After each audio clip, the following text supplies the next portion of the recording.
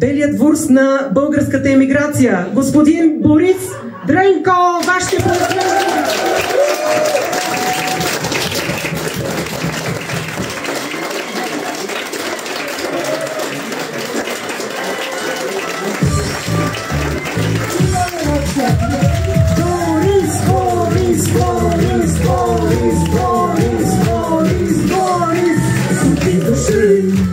Ich bin so toll, ich bin der Boris aus Tirol.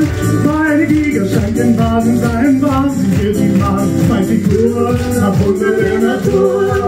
Ich bin so stark und auch so fit, in starker Zeit und eisgekühlt. Wie den Gesetz scheint die Schade mit Weiß und neuen Boris aus Tirol.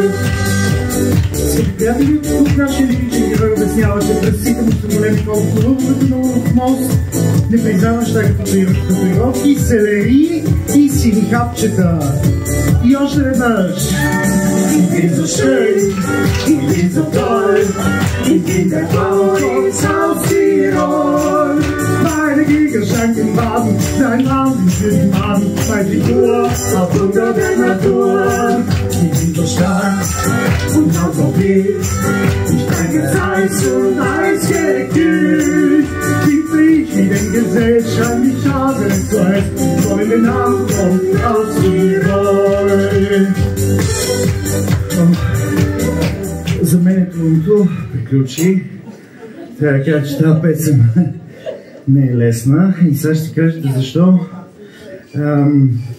Борис е избрал точно тази немска пляска, за да започне премиерата на тази. Боже мой! Така, нищо. Ние продължаваме. Между другото и костюма не е лесен да се носи, но затова по-късно. Тази немска пляска е историческа не само за Германия, но и за моето стъпване на немска земя през 2000-та година. Това беше химна на Октоберфеста.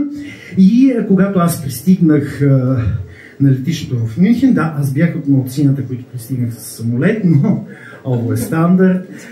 И ме посрещна тази песен, гърмеше на цялото летище, плюс остра миризма на животинска тор, още от летището, да. Ние си нямаме такива неща и понеже нас в немската гимназия така ние четяхме Гьоте, Шилер, Витгенштайн и аз очаквах миризма на тор.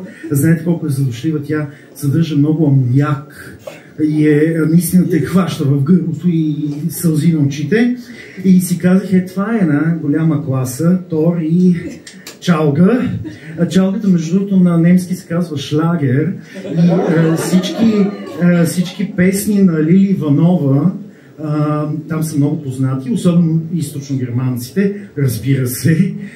И те ги знаят и звучи абсурдно. Клеблета, клеблета, клеблета. Няма нужда повече.